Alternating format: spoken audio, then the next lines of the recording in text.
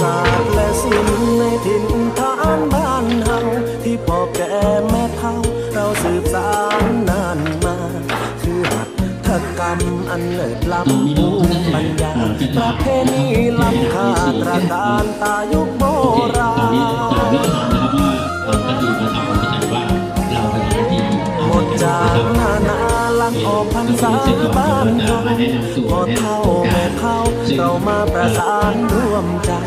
กระถิ่นผ้าป่าลูกหลานมาจากแดนไกลมาร่วมงานบุญใหญ่เทศกาลประจำปีมานุ่งผ้าไหม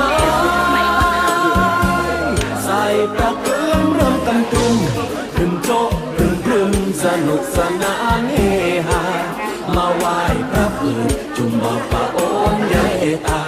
สืบสานภูมิปัญญาความศิลรี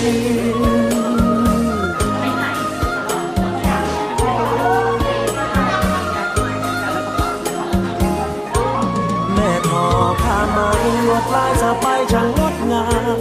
พอเท่าตีประคำที่จำจดมาจากโบราณ